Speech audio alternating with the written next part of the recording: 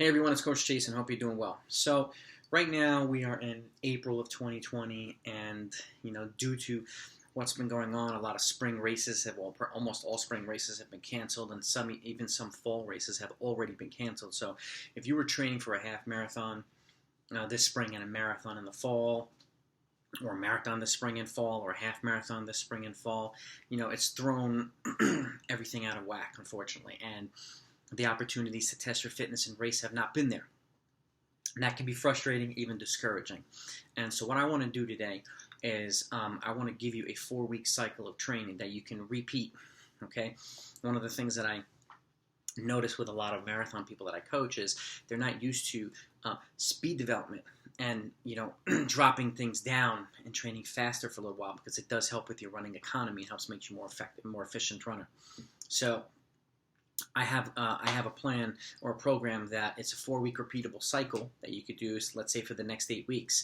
Turn yourself into a mile 3K, 5K runner, but at the same time, not compromise your fitness. You'll still be doing some long runs and semi-long runs, and I'll go over that. But this gives you an opportunity to break things down a little bit differently, but it has multiple benefits. Not only does it help you, attack other systems of your body, but your exposure outside. And if you're going to continue running, that's fine. I encourage you to just be responsible, be smart with it, and within the right, keep your distancing and do all the things that you need to do. But the training you'll see is it will keep you out a little bit less in terms of exposure, in terms of time, or being out there on certain days. So it minimizes your exposure to catching something. Okay, even though you'll have long runs and so on and so forth, but marathon generally, most of the workouts are long, so you're out there for quite a while. So this gives you a way of mixing up your training, okay? So let's get to it. If you're a runner or a coach, by the way, and you want to learn more about training and coaching, and you haven't yet subscribed to this channel, hit that subscribe button. I've got training programs from 5K all the way up to the marathon, all levels, and they're fully detailed, okay? And I've got injury prevention. I've got all different types of things, how to train like a middle distance runner, workouts galore. So if you want some more information, I highly encourage you to hit that subscribe button and hit the notification next to it so that you don't miss any new videos that I put out, okay? And if you enjoyed this video, please click the thumbs up, all right? So with that said, let's get to it, all right? And I already have it written out. This is just a cover disguise, okay? Here it is. This is a 4-week layout, okay? And I'll go over it, all right? And you'll see some consistent patterns. You'll see an easy day on Monday. And I also put in every 4th week as an opportunity to do a time trial or a fitness test, okay? To keep you locked in, to keep you mentally focused on training for something. Because most of the time now, at least with all the athletes I coach, all the racing opportunities have been canceled. So how do you stay engaged? How do you stay focused? How do you stay interested? Well, this is a way to do it, all right? So let's go over this. Week 1. Monday is an easy 6 miles. And again, the volume is tailored. You modify it to how it works for you, okay? But this is just a basic template. So Monday, 6 miles. Tuesday, 3-mile warm-up, or 2 to 3 miles, okay? You do D/S, means drills and strides, okay? Generally, I'll have folks do, an 800-meter effort at a just under tempo pace or threshold pace, just to get the heart rate up. Or you could do a couple of 200-meter efforts at tempo pace to get the heart rate up before the workout. That's completely up to you, with a minute recovery in between each, maybe 2 by 200. But the meat of the workout here is 100 to 200-meter hill repeats. So let's just say you're doing 8 by 200-meter hill repeats, okay? It's not like a flat, so let's just say 45 seconds, all right? And then you're going to jog down for your recovery. You're focusing on leaning into the hill, pumping your arms, driving your knee, okay?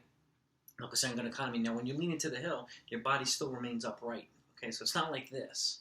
You're just leaning into the hill with your body remaining upright, okay? Keep that in mind. And then after that, you do this 100 to 200-meter flat sprint. So let's say you do 8 by 200 meter on the hill, then you do 4 by 200 meters on the flats to get you back to running flat afterward, with a jog equal recovery as well. So let's say if you're going 45 seconds uphill, here you're going between 35 and 40 seconds on the flats, okay? And then a 2 to 3 mile cool down, all right? So that's speed development component number 1. And speed development or hill running is important for everybody, okay? I highly recommend it for everybody. Okay, Wednesday is a semi-long run. let's just say 10 to 13 miles. If you're training for a marathon, not only is the long run important and the workouts, but there's also, I encourage folks to do a semi-long run or an intermediate run throughout the week, which can get up to 14, 15 miles depending on depending on your level of experience and fitness and what you're training for, and how you respond to higher volume. But it teaches the body to be on its legs for a longer period of time, a second time in the week, okay, without compromising other parts of the training, because it's done on an easy pace. So let's just say 10 to 13 miles depending on where you're at. Thursday, an easy 5 to 6 mile run plus strides. Remember, not everybody needs to be long now. Since the marathon or the half marathon's canceled, you're still getting a semi-long run and a long run, but now you can have a little bit easier, shorter, easy days, which can help you recover towards your second workout of the week. And in this case would be 2 to 3 mile warm-up drills and strides. Let's say a 4 mile fartlek run, which is a varied pace run, okay? And this is going to be done at 3K to 5K pace, okay? So let's say you have 2-minute efforts at 5K pace, 1-minute efforts at 3K pace. But that's the pace you want to lock in, okay? With a 1-minute recovery, just easy continuous running, and then a 2 mile cool down on the back end. And remember, if you repeat the cycle, you could do that 4 mile fartlek again, let's say week 5 or week 1, and either try to run it a little bit faster with the same exact workout and time that 4 mile segment, or you can do the same effort and just bump it up to 5 miles. It's completely up to you. It's a way of mixing things up. But you have your 3K and 5K pace here, complementing with speed development up on the hills, okay? And then your long run on Saturday, 12 to 18 miles. Remember, even if you're training for a half marathon, I highly encourage folks to get to at least 13 miles, okay? Or in some cases, the more experienced runners get up to 16 to 18 miles. And if you're training for the marathon, you're already going to be, probably 16 to 20 miles. So this is a way of not only keeping your fitness on the long run, but easily transitioning back to marathon training later on once things are a little bit more solidified in terms of what's going to happen moving forward, okay?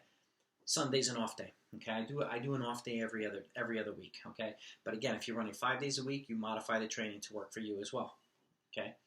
Let's go to week 2 now. 6 miles on Monday. It's a constant, easy day on Monday. Tuesday, 2 mile warm-up or 2 to 3 mile warm-up drills and strides. You're going to repeat that 100 to 200 meter hill repeat workout, the same exact thing, but you're going to add 2 reps. So if you did 8 last week, you do 10 this week, okay? And then the same 200 meter flat sprints on the back end as well. So if you did 4 last week, you do 6 this week, okay? So instead of like 8 and 4, you do 10 and 6 here. You're adding a little bit to what you did last week. Not increasing the intensity or the pace, you're adding volume to it, okay? And then 3 mile cool down, 2 to 3 miles. Your semi-long run again, 10 to 13 miles on Wednesday. Thursday, an easy 5 to 6 miles plus strides. Okay, anytime you see strides, 50 meter strides, 5 to 6 by 50 meter strides, just to get the legs turning over a little bit. Okay, then Friday, 2 to 3 mile warm-up drills and strides, and you can do a 3 to 4 mile tempo. Remember, you're training for half marathon, generally your tempo could be anywhere from 5 to 10 miles. Okay, now we're going to cut it back to 3 to 4 miles and then take a 5-minute recovery, okay, active recovery, and then 6 to 8 by 200 meter efforts on the back end, okay, with a 1-minute recovery at mile pace, okay. So we went from 3K to 5K down to mile now, okay, and then a 2 to 3 mile cool down on the back end. Okay, so this gets you turning over when your body's already fatigued, when your leg's fatigued. It's a good time to do it. Long run again, 12 to 18 on Saturday, and then 4 miles easy on Sunday just to shake out the long run and the workout the 2 days prior. Okay, week 3, 6 miles on Monday. Tuesday, 2 to 3 mile warm-up drills and strides. Now we're going to increase the length of the hill repeats. Now we're going to go 3 to 400 meter hill repeats. So let's just say you're either doing 8 by 300 meters or 6 by 400 meters, both the same distance, 2,400 meters, okay? Which is a mile and a half. Up here you did 8 by 200, it's a mile or a little bit more than a mile. Okay, so now we're doing about a mile and a half. So jog equal recovery, the same focus leaning into the hill, focusing on good cadence. The idea is to try to maintain whatever rhythm you would run on the flats up the hills. Even though it's going to be slower, the idea is to maintain that same rhythm if you can. So there's some momentum hill workouts that are in some of our other videos that you can see down below in the description that I'll put on there for you. Okay, so and then a jog equal down recovery, and then on the back end, 3 to 400 meter efforts on the back end. So it could be 3 by 400 meters on the flats, okay, or 4 by 300 meters on the flats. So let's say you're doing your 400s, let's just say 90, okay, just doubling the 200 meter efforts up on the hill. And if you're going to run 400s on the back end on the flats, let's just say 80, between 75 and 80 on the flats, okay. 1 minute recovery after the 400-meter efforts or the 300-meter efforts on the flats, 2 to 3 mile cool down. Semi-long run, 10 to 13 miles on Wednesday, plus strides. I'm doing the strides here on Wednesday, and I'll explain that in a minute. Easy 5 to 6 miles on Thursday. Okay. Friday, your last speed workout. Okay. 2 to 3 mile warm-up drills and strides. You're going to do 2 miles at your half marathon pace, your current half marathon fitness, or whatever, or what would have been your goal half marathon. And then you're going to take a 5-minute active recovery, and then you're going to do 6 to 8 by 150 meter sprints at about 800 meter pace. Okay, with a 2 to 3 mile cool down. This is very fast. That's why I'm giving you an extra day between the strides in this. Okay. And then a 2 to 3 mile cool down. It's a short and sweet workout. Okay, but again, we're adding volume here with the longer warm-ups and cool downs as well. And not every workout needs to be long. Okay. Your long run, 12 to 18 miles, that could be done on a rolling area, which will help build leg strength and help increase your aerobic fitness as well. That's another component of a workout that you can do the day after speed, because the following day is going to be an off day anyway. Okay. Notice the pattern now. We're going from progressing from 3K, 5K to mile to 800 meter pace. Every week's getting faster. Okay. Before the week that you do your fitness indicator. Okay. And so let's get to that. 6 miles on Monday. Tuesday, 3 mile warm-up drills and strides, the same 3 to 400 meter uphill run. So let's say if you did 8 by 300 meter last week, it's 10 by 300 meter this week. If you did 6 by 400 last week, it's 8 by 400 this week. Okay. Same jog down recovery, and then on the back end you do the same 3 to 400 meters on the flats. You do 4 by 300 meters on the flats, or 3 by 400 meters on the flats. Okay, at the same pace that you were doing it the week prior, just with a little bit more volume. Okay, you don't want to increase volume and intensity at the same time. Either one or the other. Your body takes about 21 to 28 days to adapt to a certain cycle of training. Okay, which is why I kept the pace of the 200 the same as the 400, the same as the 100 to the 300. The pace remained the same for this whole entire 4-week cycle. It didn't get faster. Okay, it gives your body a chance to adapt. Okay. Same thing on flat, 2 to 3 mile cool down. Semi-long run on Wednesday, 10 to 13 miles. Easy 5 to 6 miles in strides on Thursday. Another easy 5 to 6 miles on Friday. So you get 3 nice recovery days before your fitness indicator. So it's 3 mile warm-up drills and strides. Let's say your time trial this time is going to be 5K. Okay? You do a 5K as hard as you possibly can. All right? Or it could be a 3K. Depends on what you want to do. If you want to do a 3K this time and a 5K next time, it's fine. Or a 5K now and an 8K or a 10K next time, totally fine too. It really depends on what you want to do. You can mix things up now. Okay? And that's a fitness test. And then on the back end, 2 to 3 mile cool down, and then an easy 4 mile on Sunday just to shake the legs out of this race effort. Okay? Because you will feel a little junk or lactic in your legs. Okay? So this is a 4-week pattern that you could repeat. Okay? Again, you do this again the following week, and what you can do is you could try to run the paces on the hills a little bit faster than you did last time without changing the volume. You keep the same volume, okay? And that'll show you progress from this 4-week cycle to the next. Or you could do the cycle again and add volume again. I would encourage you to do this, repeat this thing again, and just do it slightly faster the following week, okay? And that'll show you improve fitness, okay? And again, you modify the long runs and the semi-long runs to fit your individual needs or the needs of your athletes, but this allows you to move things down and train like a middle distance runner for a little while without compromising half marathon and marathon fitness, okay? This could be a longer thing too. You could do an 8K here, a 5 mile here, and then a 10 mile. It really depends on what you want to do, but it gives you an opportunity to mix things up and keep fit at the same time. Throwing variety into your training can help keep you engaged, okay?